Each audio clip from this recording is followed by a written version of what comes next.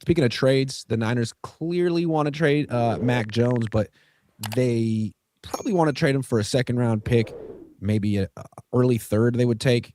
So far, there hasn't been any discussion about a big market for Mac Jones. Maybe there is one. We've heard all about Malik Willis. He's supposed to be the number one free agent on the market, or he was ranked the number one free agent on the market. He's going to get like $40 million a year. We've heard about Spencer Rattler. Heard about Anthony Richardson. Kirk Cousins is going to be on the market. What do you think the market for Mac Jones really is right now? What do you think he's really worth? What do you think they could really get for him right now? A third. I'm not even sure they could get that. Really? Yeah. I thought you were going to say higher. I like Mac Jones a lot, but any team that trades for him is going to have to give him an extension as well. That brings down his trade value, and he's not mobile. And you've seen him on a lot of other teams where he wasn't that good. He's not necessarily going to make you good. I could see a lot of teams being like, "Oh, he was good with Kyle," but I don't want to trade a third and then give him $30 million a year to find out that he's the same guy who was backing up Trevor Lawrence in Jacksonville. I do see team like I think Minnesota would take on Mac. They took on Sam. They might, but I don't know that they would offer a third round pick for him. They didn't trade anything for Sam. Sam was just a free agent. Well, also too, trading for Mac also, we gotta have the prisoner of the moment situation.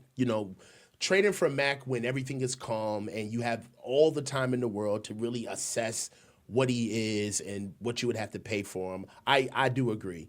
I think that third, fourth round pick, fifth round pick, even, that would be on par for getting Mac Jones.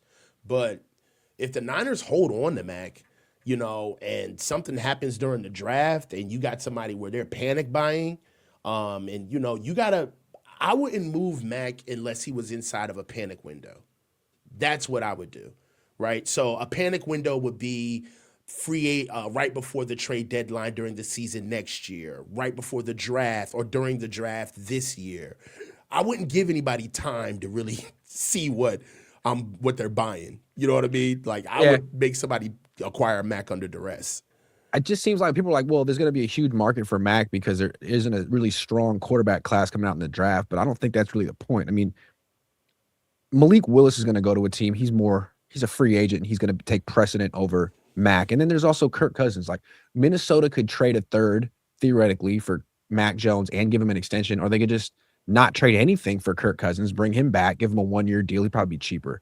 I like Mac Jones a lot, but I think trading for him, acquiring him is semi-complicated, which affects the 49ers. So when they say, we just don't want to give him up, it's like, it's because you're not, you know that no one's calling you. No one's calling you offering what you want. And if they would, I think we'd hear about it. Well, Mac Jones is kind of just like, it's like he's a bubble. You gotta, he's only hot unless you make the move when he's hot. Mm-hmm. Outside of that, once he cools off, you'll never know if it'll get hot again. So that's what I mean by once you get Mac inside of a panic window where it's like, if somebody's calling, that's your market. That's not your time to mark that off in the box and say, we told you somebody wants Mac. That's confirmation to hold them. No, if somebody comes knocking, that's your shot, and you need to move them. But at the same time, we already know this. I don't think that this team will ever have Brock Purdy as a starter without having a backup with starting experience.